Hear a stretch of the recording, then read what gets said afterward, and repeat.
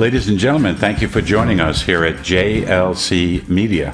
My name's Ray Jorgensen, and this is a special segment. We have started a series on leader-to-leader conversations. And I have the privilege today of having someone I care about very much as a friend, and now today as a colleague. And he's had a very wonderful life in the world of leadership. And I think you'll like this, because we're going to actually explore some of the practical ways we can make an impact as a leader. With that said, let me invite you to give your attention to us for a moment while my friend and colleague introduces himself. Chip, all yours. Well, thank you, Ray, and thank you for having me this afternoon. I have had varied experiences, both as a follower, as a worker bee, and as a leader. Frankly, the leader part of my experience is my favorite. I am now long retired. I have had a career as a trial lawyer in Detroit and then in Chicago, and a very brief career as a state court judge in Detroit area in Dearborn, Michigan. And here now 10 years ago, retired and have moved down to the lovely, lovely area of South Carolina where we both live. But it's my pleasure to be here today and to participate with you in your podcast to give your listeners and viewers whatever expertise I might have in the subject of how to be a leader, how to deal with leaders, and in many ways, how to follow a leader's directive. So that's really excellent. And I like that sense of how to follow a leader's direction because it matches the work that our company does. Our company is working under a rubric called conversational leadership. How do you have impactful conversations to ensure alignment in the system? So I think you have lots to teach us, and I love you as a friend and as a man, and how you've treated the people that we know in our community. You are beyond gracious and beyond caring. So I'm so happy to be here with you today, Chip. Those of you listening, if you're afraid that you might hear a harsh word or possibly even a profanity, hang up now, because that might occur. But it only occurs in the passion of talking about real life and real life leadership issues. It may not happen, but knowing the two of us, it might. So, moving forward, let's begin with a simple question. At one time, you shared a leadership role in a law firm. If you can go back to that space, what would you have identified as your greatest challenge in trying to lead other attorneys? Great question. I was late in my career when I was still in the Detroit area, was with what up there was a medium-sized law firm, 60 or so lawyers. And it was part of my responsibility to be on the management committee for the law firm, five lawyers managing a staff of 60 lawyers and a support staff of another 60 people. And I was, part of my responsibility was the personnel of the law firm. So I apparently was recognized as someone who got along with people. And that's why I was placed in that capacity. Of course, we had a finance guy. I don't know how to spell tax, let alone do tax. So that's why I was shuffled off to personnel. But it is 120 people. It's difficult to deal with 120 different personalities. And if I was to summarize one feeling that I would have to do that, it would be a single word, and that word is honesty. You never get anywhere if you're dishonest with people. You never get anywhere if you pit employee A against employee B by way of gossip. So honesty is the key to being a leader. And in that same regard, all of these folks that relied on me, and of course I relied on them, the other key word to leadership, I think, well, it plays into honesty, is the single word integrity. Mm. There is no way that my subordinate folks would follow me if they didn't believe that I had integrity. I mean, we see it every day today.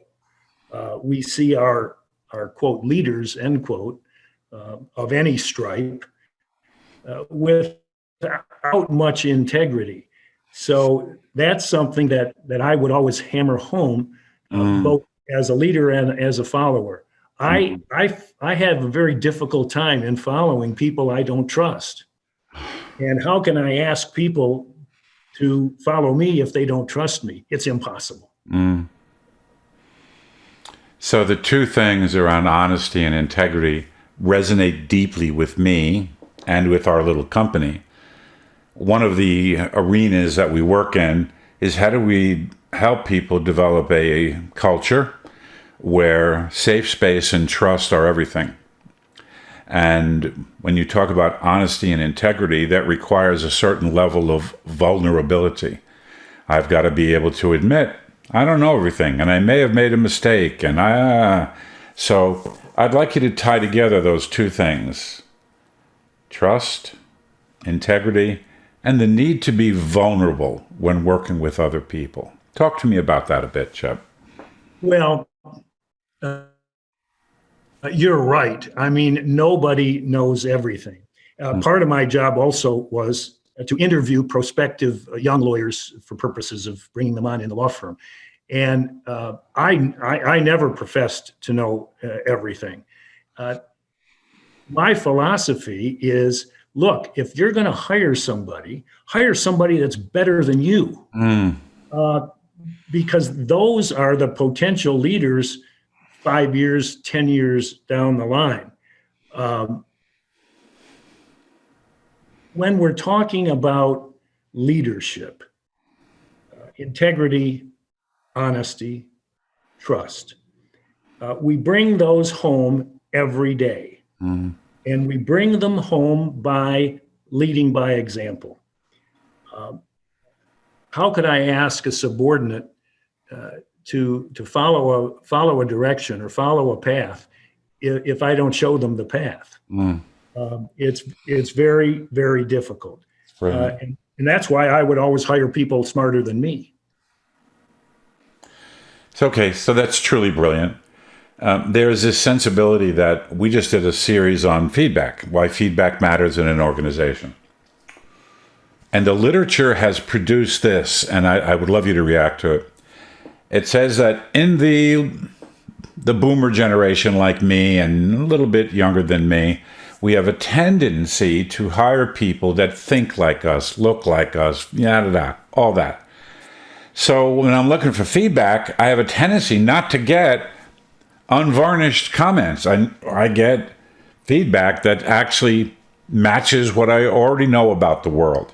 So you just hit something really good. You want to hire somebody smarter than you, and you also, I'm wondering, how would you go about finding people who don't see the world the same way you do? What effort did you put into that aspect?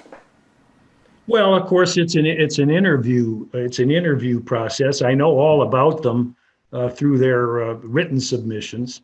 I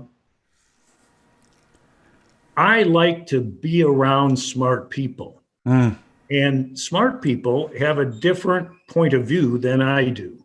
I have my own point of view. For instance, in a meeting, one of the things we never did in our 5-people management meetings, you can't come into a meeting with a preconceived idea. That's not the point of the meeting. The meeting is to get a solution. So I would always try, and many times unsuccessfully, I would always try not to come in with a preconceived notion on, hey, this is what's going to happen. This is what this meeting is about, and this is what we're going to decide. Beautiful. So that's just something that leaders do. I mean, we have 5 bright people sitting around this table. My opinion could clearly be wrong. And how do you go about flushing out those opinions? Okay. Well, there's a lot of ways to do that. Tell us. In a meeting setting, one of the things we see every day, and particularly with this little item right here, how many times do you see people in a meeting of 5 or 8 or 12 people with a cell phone and paying attention to the cell phone? I mean, it happens all the time. That is a distraction that has to be eliminated. You don't come in there with a preconceived idea, and you eliminate the distraction of extraneous stuff. Why? Because when there's this extraneous stuff, you can't listen. I'm a neophyte when it comes to listening. There are a lot smarter people than me that will tell people about listening. Listening is the whole ball game. You can't make a plan without fully understanding what these other 5 folks are saying. Here's something we see every day. We see it in our casual conversations. We see it in our business conversations. How many times do the participants at a meeting interrupt the flow of conversation? It happens all the time. Now, when I'm with you and with my friends in a social gathering, and that happens, you've seen it probably 100 times, I would always pipe up and say something like, hold on a second, I'm not even to the comma yet. Let me finish the thought. And what we see, not just my generation, your generation, but I think more so nowadays, we don't let people complete their thought process before someone already challenges the opinion or the thought or the proposal that they're trying to advance at this very moment. One of the efforts that we have made recently is, here we are, the pandemic is changing, but it's still here. And we invite people to think about a few things. And one of them is, how well do you listen? And how well do you remove the distractions? You just nailed it without us even talking about it. And, Chip, you and I have seen this. Somebody's speaking, and the person that's listening is just waiting for a pause so they can add their idea in. And one of the critical components in ethical decision-making, that you were on the edge of, is how do I listen to completely understand what Chip is saying before I offer my 2 cents? In fact, we have learned that idea of trust, safe space, and integrity cannot occur if I don't take the time to truly make sure I understood what you were saying in order to move forward or try another point or offer an alternative position. Ladies and gentlemen that are listening, when we started doing this, he was telling me, I don't think I have much to offer. I obviously, he was wrong. He has added so much to this particular podcast today. So I'm going to kind of review a couple of things that he said and then ask him for a piece of advice for those of you that are aspiring to be leaders or that are already in a sitting space. So we got right very quickly to that sense of integrity and trust. And those of you that have worked with us know that's the deal. How do we build a space that is safely dangerous? A space where I can actually bring my opinion forward or tell Chip, I might be working for Chip and say, boss, it didn't work. I screwed this one up. It wasn't built for lack of effort. I gave it a lot of effort. It didn't go the way I expected. Sometimes that is perceived as a career-limiting move or a career-ending move. We don't want to say those things. We don't want to admit it. Well, to the points Chip made, if it's safe space, if there's trust and integrity, not only do I want you to tell us what didn't go well or what your thinking is, I want you to aggressively come to that space where you feel it's okay. I really want my leader to know what I did and what happened. Integrity, trust, safe space. These are huge pieces for us that are trying to get good at being better. And Chip knows this about me already. Every day I try and get better. Every day I try and learn something new, add something into that space of practical knowledge that I use when doing a podcast, when working with a client, when working with our team. It is wonderful that you guys took this time. Your greatest asset in the 21st century is time. Thank you for taking that time to be with us today. Now the big question for Chip is, let's do that space of, what would you advise someone to do that is an aspiring leader or someone that's a sitting leader that will enable them to be more and more successful in their efforts? Back to you, brother. Well, you have to listen to the people who have input. You have to appreciate that their opinions and positions may be different than yours.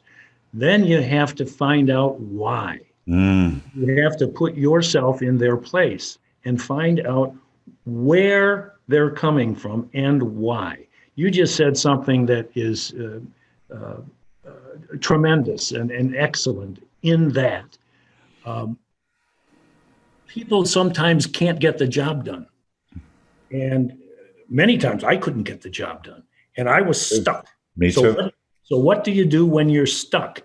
The best thing that you can do is try to tell your people why you're stuck and let them put themselves in your place. It's the best thing you can do to solve a problem. I see people, or I used to when I was a practicing full-time lawyer, I would see people come to me and these are smart people, but they say, I can't do that. This won't work. I have never taken the position that the word can't or the word don't or can't. These are words that we shouldn't be dealing with. We should be dealing with solutions, not problems. Everyone sees the problem, but let's not dwell on the problem. The answer is the solution. So how do you deal with those folks that are stuck? Well, you put yourselves in their shoes and you find out why. And then when you do that, the solution usually is evident. So Chip just offered you something that is emerging in the literature. I read it this morning before I started my daily work. And it said, what's the greatest leadership quality you need to develop? It said empathy. Empathy. What Chip just described was how I put myself in that position to understand another person's perspective. That's empathy. Empathy. Not sympathy. Oh, I'm sorry, this isn't right. Empathy. Do my best to listen, to understand what's going on with you. Ladies and gentlemen, thank you so much for listening to us today. If you'd like to reach us, go to gojlc.com. We would be honored to have a discovery call with you. If you want to learn more from Chip, drop us a note and I'll hook him up with you guys. That should be a more than interesting set of conversations that I think you could have. You understand now why I find him as an endearing friend and someone for me to learn from. He's a wonderful, wonderful human being. Chip, thank you so much for being with us today. Ray, and thank you for having me. Always a pleasure. Anytime I can offer any assistance or insight, whatever little insight I may have left, feel free to call on me. Good luck. Thank you. And we all have something in us still, or it's still there. So take care, my brother. I appreciate it so. Sincerest thanks for listening to this episode of the Everyday Leadership Conversations podcast. The Jorgensen Learning Center offers a variety of programs for individuals and organizations to enhance their communication and leadership skills. To find out more about programs and upcoming webinars, check out our events page at gojlc.com.